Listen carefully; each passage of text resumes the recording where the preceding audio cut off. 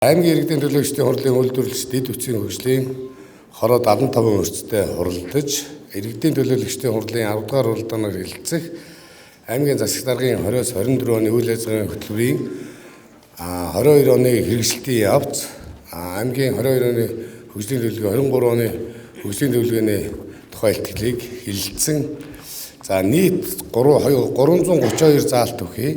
Засаг даргын үйл ажиллагааны хөтөлбөрийн хүрээнд 2022 онд хамаарагдах 297 заалтаас 100%-тай 143, тодорхой үр дүнд хүрсэн буюу 90%-тай хэрэгцсэн 84, 70%-тай хэрэгцсэн 32, эрчимжүүлэх шаардлагатай буюу 50%-тай 30%-тай 20, үр дүнгүй тэг-өвтэй 8 заалт байгааг онцлон хорооны гишүүдээс зарим хэрэгжээгүй ажлуудыг хэрэгжсэн байдлаар тооцсон биелэлтийн дүн хөтөлбөрийн хэрэгжилтийн хувь хэмжээний зөрүүтэй гаргасныг анхаарах.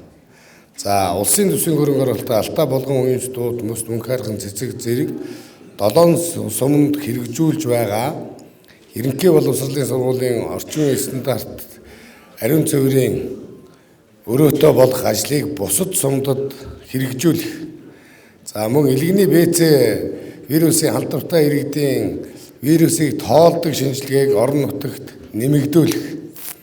Байгаль орчин аялал жуулчлалын газар, газрын харилцаа барилгын байгуулалтын газартаа хамтарч уялдаа холбоотой ажиллах, аялал жуулчлалыг хөгжүүлэх дээр анхаарч ажиллах.